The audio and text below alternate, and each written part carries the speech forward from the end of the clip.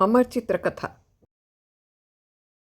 તારણહાર ઈસુ ભાગ 1 તારણહાર ઈસુની આ ઉત્તમ સચિત્ર જીવનકથા આપવા બદલ ઇન્ડિયા બુક હાઉસ ટ્રસ્ટ ઘણા અભિનંદનને પાત્ર છે. સૌ વાચકોને આ કૃતિ વાંચવાની ભલામણ કરતાં હું ઘણો સંતોષ અનુભવું છું. આ સચિત્ર કથામાં જે સામગ્રી રજૂ થઈ છે તે ઘણા સંશોધનોના પરિપાકરૂપ છે. એના ચિત્રો ઈસુના દેશકાળને ધ્યાનમાં રાખીને સંનિષ્ઠપણે આલેખાયા છે તેનું આ પરિણામ છે. આથી ઈસુની આ કથા સરળ છતાં સચોટ બની છે. ઈસુએ માનવ જીવનના સનાતન મૂલ્યોને, ભ્રાતૃભાવ તેમજ સેવાભાવને તથા સમષ્ટિમાં સત્યની ઉપાસનાને પોતાના જીવનમાં ચરિતાર્થ કરી બતાવ્યા. આ કૃતિ ઈસુના જીવનના આ સર્વમાન્ય તથ્યની પુનઃઘોષણા કરે છે. ઈસુના જેવો માણસ એટલે માયાળુ ને ઉદાર માણસ, માણસાઈવાળો ને પરગજુ માણસ. આ કથામાં માનવ પ્રકૃતિના સર્વોત્તમ ગુણોની ઝલક છે. આ જીવન જીવનાર ઈસુ 2000 વર્ષ પહેલાં થઈ ગયા. ઈસુનું જીવન તથા જીવન કાર્ય જે પ્રાચીન ઇતિહાસની સામાન્ય રીતે પ્રમાણભૂત અને શ્રદ્ધેય હકીકત છે તે તેના યથાર્થ રૂપમાં અહીં આલેખાયા છે. હકીકતમાં ખુદ જગતનો સમગ્ર ઇતિહાસ 2 ભાગમાં વહેંચાઈ જાય છે: ઈસુ પહેલાંનો અને ઈસુ પછીનો ઇતિહાસ. ઈસુના અંતેવાસી 4 શિષ્યોએ શુભ સંદેશ નામે ઈસુના જીવન વિષયક 4 વૃત્તાંતો આલેખ્યા હતા.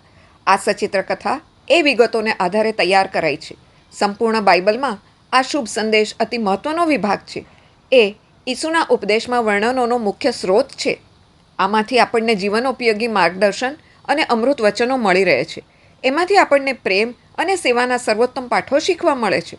અનિષ્ટમાં સબળતી માનવ પરિસ્થિતિનું એ અનુકંપાશીલ ઉપાખ્યાન પણ છે. ઈસુ પોતાની ઓળખ માનવપુત્ર તરીકે આપતા.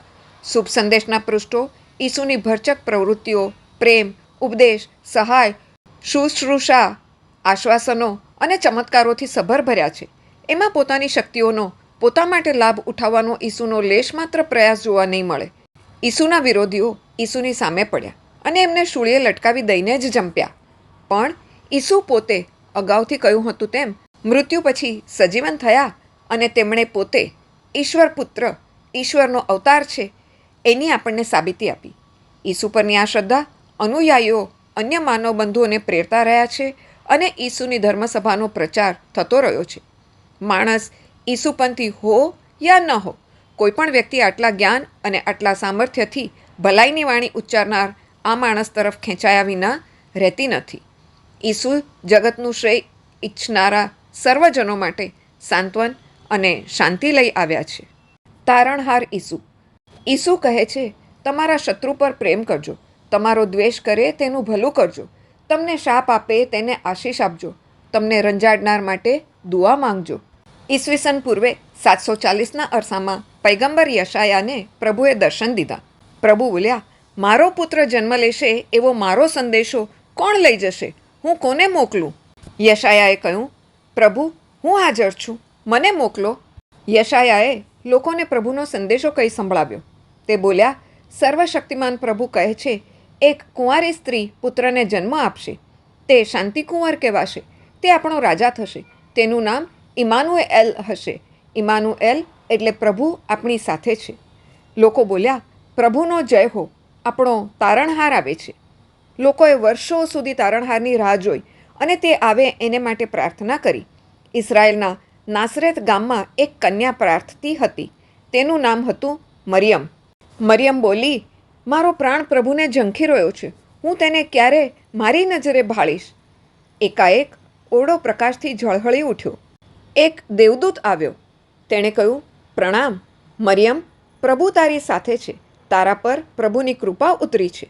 મરિયમે વિચાર્યું, તે શું કહેવા માગતો હશે? દૂત બોલ્યો, ગભરાઈશ નહીં મરિયમ, હું પ્રભુનો દૂત ગેબ્રિયલ છું. પ્રભુ તારા પર પ્રસન્ન થયા છે. તને એક પુત્ર અવતરશે. તેનું નામ તું ઈસુ રાખજે. મરિયમ બોલી, એ શી રીતે બને? હું તો કુંવારી છું. દૂત બોલ્યા, પાવન આત્મા તારા પર ઉતરશે અને પ્રભુની શક્તિનો તારામાં સંચાર થશે. તેથી તારો પવિત્ર પુત્ર ઈશ્વર કહેવાશે. મરિયમ બોલી, હું તો ઈશ્વરની દાસી છું, તેની ઈચ્છાને આધીન છું. મરિયમના વિવાહ નાસરેતના યોસેફ સુથાર સાથે થયા હતા. યોસેફે વિચાર્યું, મરિયમ માં બનવાની છે, હું વિવાહ ફોક કરી નાખું. પરંતુ યોસેફને સ્વપ્નમાં દૂત દેખાયો. દૂતે કહ્યું, યોસેફ, મરિયમ સગર્ભા છે એ જાણી અચરજ ન પામતો, એ પ્રભુની લીલા છે. યોસેફ બોલ્યો, પણ હું તો એક સામાન્ય સુથાર છું, આટલા મોટા માનને લાયક હું ક્યાંથી? દૂતે કહ્યું, ઈશ્વર માણસનું મન જુએ છે, એનો મોભો નહીં. મરિયમને ઘેર તેડી લાવ, તેની તથા તેના પુત્રની સંભાળ લેજે. યોસેફ બોલ્યો, તમે કહો છો તેમ હું કરીશ. પછી યોસેફ અને મરિયમ પરણ્યા અને મરિયમ યોસેફ સાથે સાસરે આવ્યા. તે વખતે ઇઝરાયલમાં રોમનોનું રાજ હતું. તેમણે લોકો પર પોતાના કાયદા લાદ્યા, વેરા નાખ્યા અને વેટ કરાવી. જુલ્મ ગુજારતા એક સૈનિકે એક નગરજનને મારતા મારતા કહ્યું, ઉપાડ પાછું અને આગળ વધ. બીજો બોલ્યો, હરામ હાડકાના. અધૂરામાં પૂરું તેમનો યહૂદી રાજા હેરોદ ભારે જુલ્મી હતો. લોકો પર તે અત્યાચારો ગુજારતો. રાજા બોલ્યો, ફટકારો કૂદતાઓને અને પૂરી દો અંધારી ખોલીઓમાં. એક દિવસ યોસેફે કહ્યું, મરિયમ, સારા સમાચાર નથી. રોમનોએ વસ્તી ગણતરી કરવા માંડી છે. આપણે નામ નોંધાવવા આપણા વતન બેથલેહેમ જવું પડશે. મરિયમ બોલી, ભલે યોસેફ, એમાં ઈશ્વરનો કોઈ ઈરાદો હશે, આપણે જઈએ. નાસરેતથી બેથલેહેમ ઘણું દૂર હતું. ઘણા દિવસોની મુસાફરી પછી મરિયમ બોલી, આપણે વેળાસર બેથલેહેમ પહોંચીશું ખરા? મને થોડા સમયમાં બાળક જન્મે એવું લાગે છે. યોસેફ બોલ્યો, આપણે લગભગ આવી પહોંચ્યા છીએ. હું ઉતારા માટે તપાસ કરું છું. બેથલેહેમમાં ઘણા લોકો આવ્યા હતા. ઉતારામાં તેમને માટે ક્યાંય જગા નહોતી. યોસેફે એક વ્યક્તિને વિનંતી કરી, ભાઈ, જરા મહેરબાની કરો, મારી પત્નીની સ્થિતિ ખરેખર નાજુક છે, એને ગમે તે ઘડીએ. એ વ્યક્તિએ કહ્યું, માફ કરો, અહીં એકે ખૂણો ખાલી નથી. મરિયમ બોલી, ચિંતા ન કરો યોસેફ, પ્રભુ જરૂર આપણી સંભાળ લેશે. તેઓ ગામની ભાગોળ બહાર નીકળ્યા. યોસેફે દૂર નિર્દેશ કરી કહ્યું, પણ એ ગભાણ છે. મરિયમ, આજની રાત આપણે ત્યાં કાઢી નાખીએ. મરિયમ બોલી, આશરો આપવા બદલ પ્રભુનો પાડ. મધરાતે મરિયમે પુત્રને જન્મ આપ્યો. મરિયમ બોલી, કેટલો રૂપાળો છે મારો બાળ ઈસુ. મારા બાળ, તું આખા ઇઝરાયલની આશા છે. નજીક ભરવાડોનો પડાવ હતો. કેટલાક ભરવાડ ઘેટાની ચોકી કરતા બેઠા હતા. અંદરો અંદર વાત કરતાં એકે કહ્યું, આજની રાત જુદી જ લાગે છે, સાવ શાંત. બીજો બોલ્યો, મને પણ એમ જ લાગે છે. જોને, નથી સંભળાતી શિયાળવાની લારી, નથી કોઈ ઘેંટું બે બે કરતું. પવન છે ખરો, પણ તે સાવ મંદ. અચાનક એક દૂત તેમની આગળ પ્રગટ થયો. દૂત બોલ્યો, શાંતિ, શાંતિ, શાંતિ. હું ખૂબ આનંદના સમાચાર લાવ્યો છું. નજીકની ગભાણમાં બાળક જન્મ્યો છે. તે માનવ જાતિનો તારણહાર છે. પલકારામાં આકાશ દેવદૂતોથી ભરાઈ ગયું. બધા ઈશ્વરની સ્તુતિ ગાતા હતા.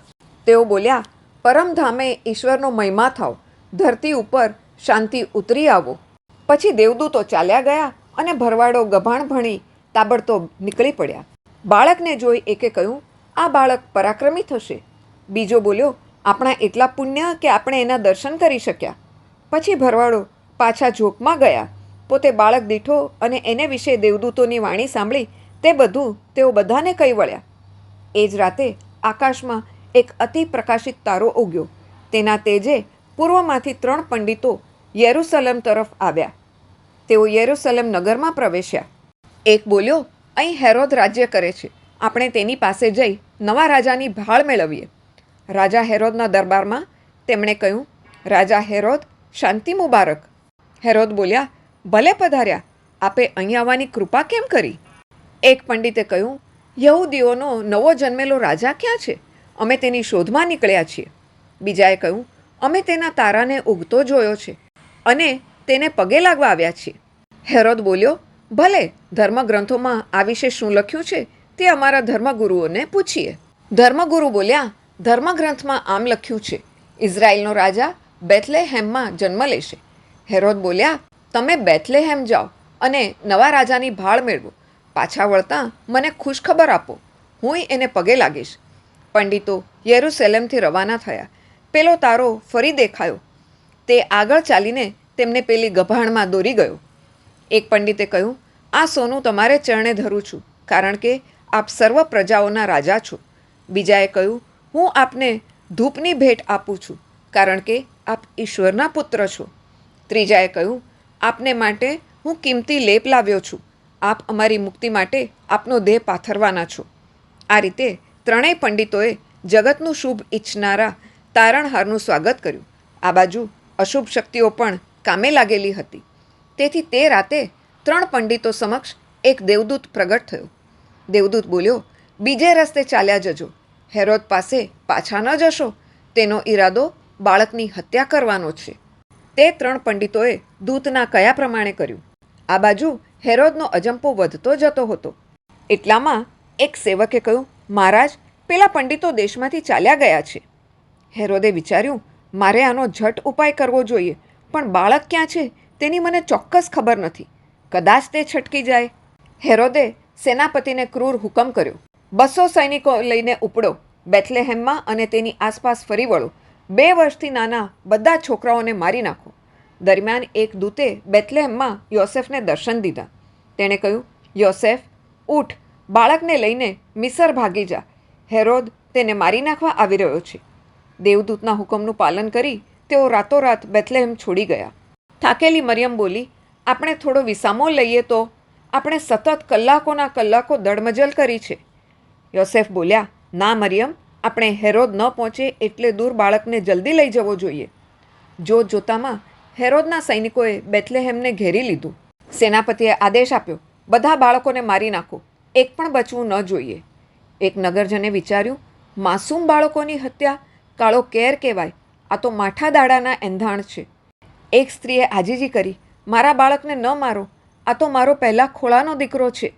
પણ જે બાળકને તેઓ મારી નાખવા માગતા હતા તે ઉગરી ગયો હતો.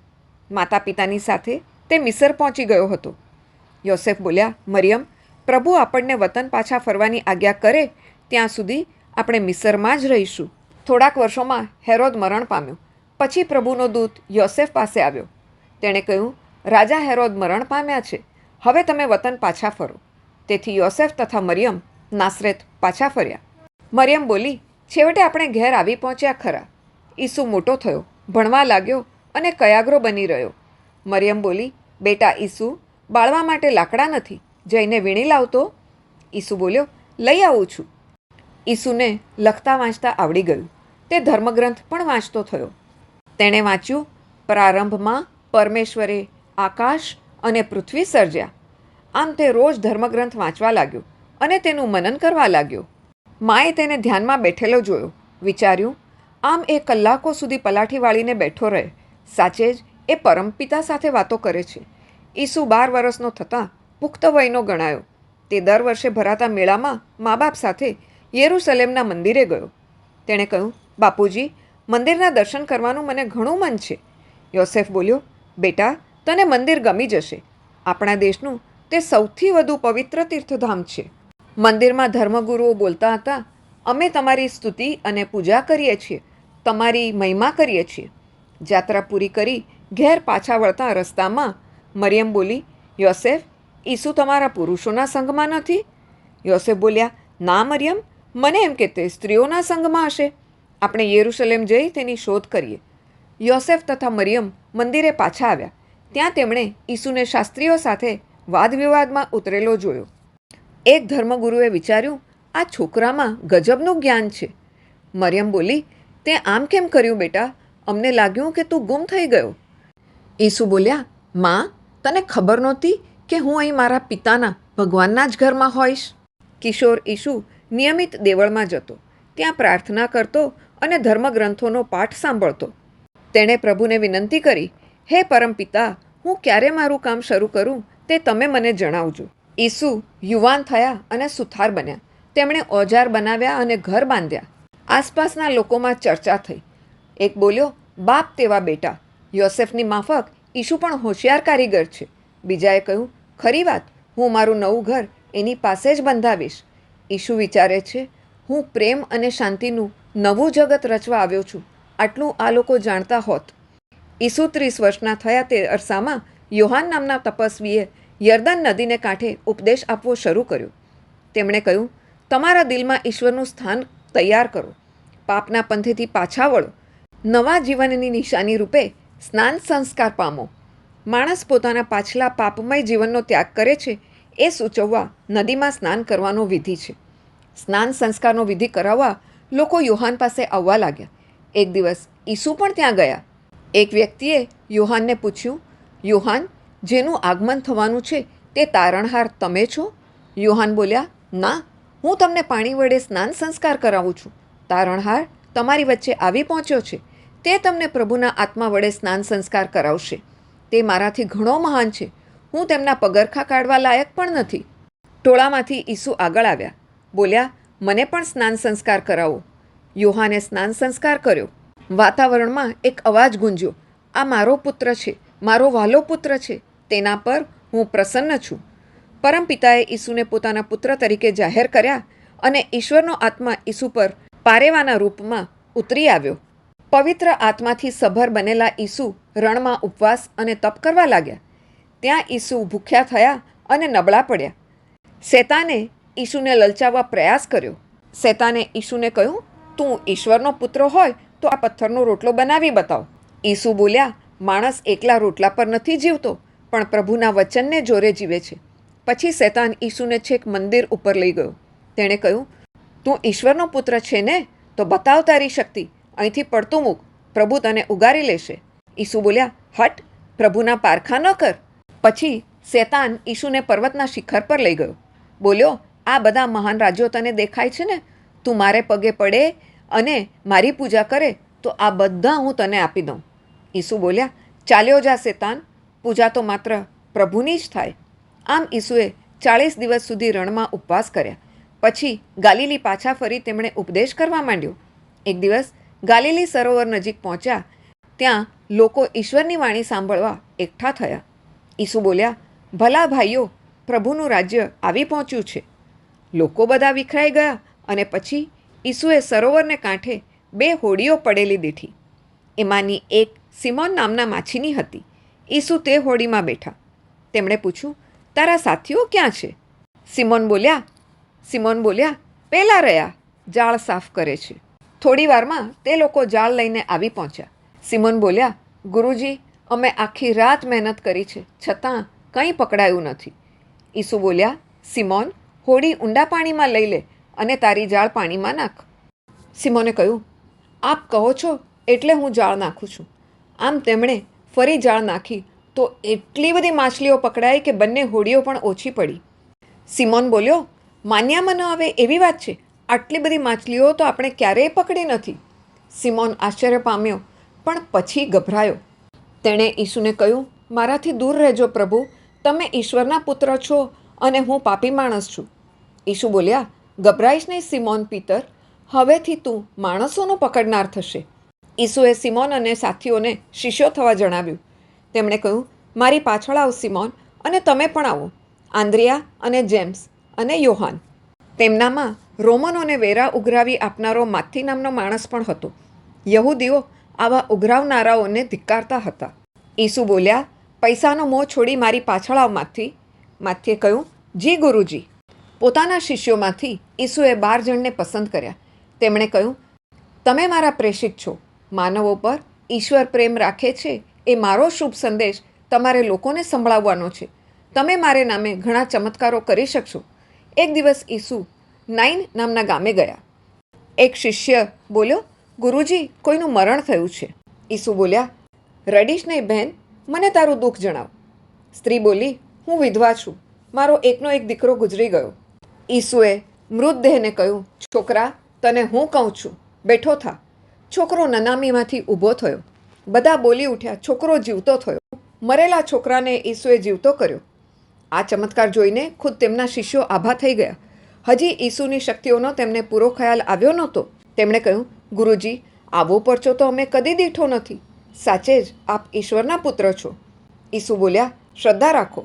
શ્રદ્ધા રાખશો તો તમે આથી મોટા ચમત્કાર કરી શકશો. તેણે કહ્યું, મારા નામે નીકળી પડો. માંદાને સાજા કરજો, કોઢિયાને સારા કરજો, મરેલાને જીવતા કરજો, ભૂતોના વળગાડ ઉતારજો.